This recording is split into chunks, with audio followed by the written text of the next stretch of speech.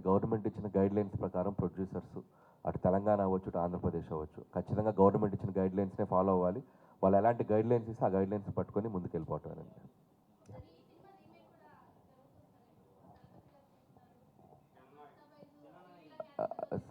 యాక్చువల్గా అది వాళ్ళు కూడా చాలా దాచిపెట్టి చెప్తున్నారు. మా డైరెక్టర్ కూడా ఇది కొంతమంది రీమేక్ అంటున్నారు, కొంతమంది కాదంటున్నారు, ఇది తలపతి విజయ్ గారి సినిమా అని చెప్పాడు ఆ డైరెక్టర్. సో ఈ సినిమా రిలీజ్ అయ్యే వరకు దాన్ని అలాగే ట్రీట్ చేద్దాం. ఇది తలపతి విజయ్ సినిమా, ఆయన సినిమా. నేను విజయ్ గారిని కూడా 2 times కలవటం జరిగింది వారీసు ఫిల్మ్ షూటింగ్ జరిగేటప్పుడు. సచ్ ఎ సూపర్ జెంటిల్మెన్ ఆయన. అండ్ ఆయన పొలిటికల్గా వెళ్తూ ఆయన నటిస్తున్న ఆఖరి చిత్రం. సో దాంట్లో నా పాత్ర ఉందా లేదా అనేది రేపు రిలీజ్ అయ్యాక తెలుస్తుంది. రిలీజ్ అయ్యాక డెఫినెట్గా అదేంటో అందరికీ తెలుస్తుంది. వాళ్ళు దాన్ని ఎలా ట్రీట్ చేశారు, ఎలా చేశారు అనేది అప్పుడు మాట్లాడటం కరెక్ట్ అమ్మా. సో సినిమా ముందు వరకు మాత్రం డోంట్ గివ్ ఇది ఆ రీమేకా ఈ రీమేకా కాకుండా దాంట్లో వాళ్ళు ఏం చేశారు అనేది రిజల్ట్ తర్వాత మీరు చూస్తే అర్థమవుతుంది. సో ఇది అప్పటి వరకు ఇది తలపతి విజయ్ ఫిలిం అంతే.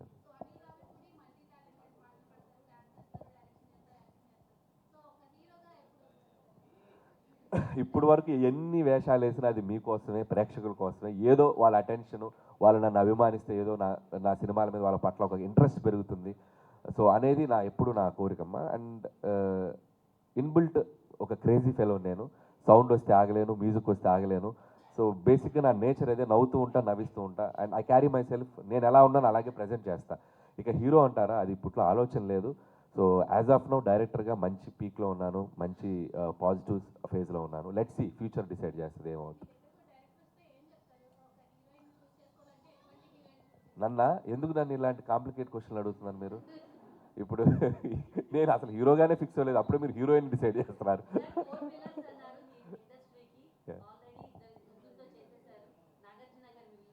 ఖచ్చితంగా అండి, ఖచ్చితంగా చాలామంది అడుగుతున్న ప్రశ్న ఇది. నిజంగా చేస్తే ఒక సర్కిల్ వేసినట్టు ఉంటుంది. నాకు చాలా ఇంట్రెస్ట్గా ఉంది. చూద్దాం ఇంకా ఈ 2-3 ఇయర్స్లో ఎప్పుడైనా అలాంటి కాంబో కుదిరితే ఖచ్చితంగా చేస్తానండి. అదే ఖచ్చితంగా, మీరే మంచి కథ ఉంటే ఇవ్వండి, మంచి ఐడియా. హలో బ్రదర్ లాంటి ఫిల్మ్ ఖచ్చితంగా నాగార్జున గారితో డెఫినెట్గా అవకాశం వస్తుంది. సో బీమ్స్ సంక్రాంతికి వస్తున్నానికి ఒక సెన్సేషన్ చేశాడు. ఈసారి కూడా ఆల్రెడీ రిలీజ్ అయిన 2 సాంగ్స్ కూడా బ్యూటిఫుల్గా ట్రెండ్ అవుతున్నాయి అద్భుతంగా. And I'm so happy.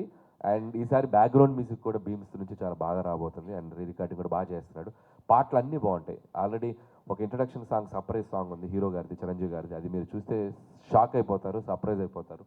And already Chiranjeevi గారి గురించి ఏంటి ఇలా ఉన్నారనేది ఒక షాక్ అయితే, ఏంటి ఎంత ఎనర్జీగా ఉన్నారు, ఎంత ఎనర్జీగా డ్యాన్స్ చేశారనేది అది ఇంకో సర్ప్రైజ్ షాక్ అవుద్ది. ఆ ఇంట్రొడక్షన్ సాంగ్ త్వరలో రిలీజ్ చేయబోతున్నాం. సో 4 పాటలు అద్భుతం. అండ్ సినిమా లోపల 2-3 బిట్ సాంగ్స్ కూడా ఉన్నాయి, అవి అద్భుతంగా ఉంటుంది, మ్యూజికల్గా ఉంటుంది. ఈసారి ఎంటర్టైన్మెంట్తో పాటు అద్భుతమైన డ్రామా కూడా ఉండబోతుంది. బ్యూటిఫుల్ క్యారెక్టరైజేషన్స్, ఎమోషనల్ డెప్త్, అన్ని రకాలుగా యాక్షన్, ఫ్యాన్స్కి కావాల్సిన beautiful action and mass elements ఉంటాయి. అండ్ నాకు చిరంజీవి గారిని నేను ఎలా పరిచయం అయ్యారో, నేను చిన్నప్పటి నుంచి చూసిన చిరంజీవి గారు నాకు ఎలా పరిచయం అయ్యారో, ఆయన్ని మళ్ళీ నేను ఒకసారి ఇంకోలా పరిచయం చేద్దామని ఒక అప్డేటెడ్ వెర్షన్లో ట్రై చేశాను. సో డెఫినెట్గా ప్రేక్షకులందరూ దీన్ని ఎంజాయ్ చేస్తారని నమ్ముతున్నాను.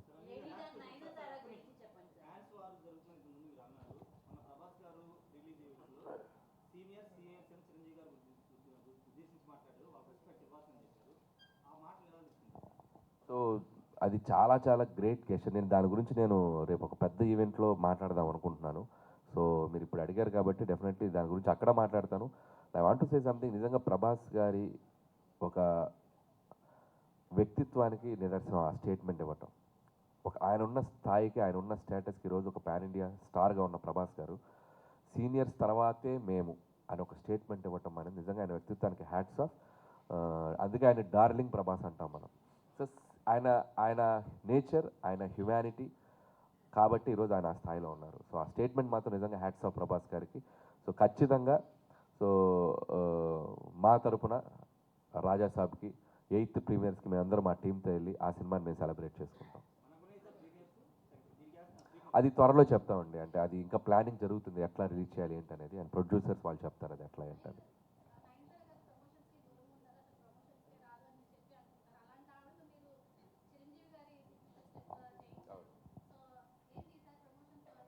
సో నయనతార గారు ఒకసారి వస్తేనే మనం ఎగ్జైట్ టైం. ఈసారి మళ్ళీ రాబోతున్నారు ఆవిడ. ఎలా రాబోతున్నారు అనేది హ్యాపీ న్యూ ఇయర్ రోజు తెలుస్తుంది. సో నయనతార గారు నిజంగా ఈ సినిమాకి చాలా బాగా కోఆపరేట్ చేశారు. అండ్ చాలా బాగా సపోర్ట్ చేశారు. అండ్ మాకు ఆగస్ట్ సెప్టెంబర్లో 2 నెలలు స్ట్రైక్ వల్ల డిస్టర్బ్ అయింది. సో డిస్టర్బ్ అయితే ఆవిడ 1.5 month హైదరాబాద్లోనే స్టే చేశారు సినిమా రిలీజ్ అయ్యే వరకు, అదే సినిమా షూటింగ్ కంప్లీట్ అయ్యే వరకు పిల్లలతో సహా ఇక్కడే స్టే చేశారు ఆవిడ. ఎందుకంటే ఆవిడ పిల్లల్ని వదిలి ఉండలేరు, ఒక 1 day అయినా 2 days అయినా వెంటనే. సో 1.5 month ఇంటికి దూరంగా ఇక్కడ వచ్చి ఉంటాం అనేది నిజంగా నయనతార గారికి కూడా చాలా థ్యాంక్స్ చెప్పాలి. సో చాలా బాగా సపోర్ట్ చేశారు. అండ్ ప్రమోషన్స్ మీరు అన్నట్టు నాకు దొరికింది ఆపర్చునిటీ. ఆవిడే సర్ప్రైజ్ అయ్యారు, ఎందుకని నువ్వు చెప్పగానే నేను చేసేసాను, నాకు అర్థం కాలేదండి ఆవిడ. సో నాకు అదొక రకంగా మీ అందరి దగ్గర నుంచి ఆ అప్రిషియేషన్ తీసుకోవడానికి హెల్ప్ అయింది. సో నయనతార గారితో ప్రమోషన్ చేయించారని ఒక అప్రిషియేషన్ రావడానికి హెల్ప్ అయింది.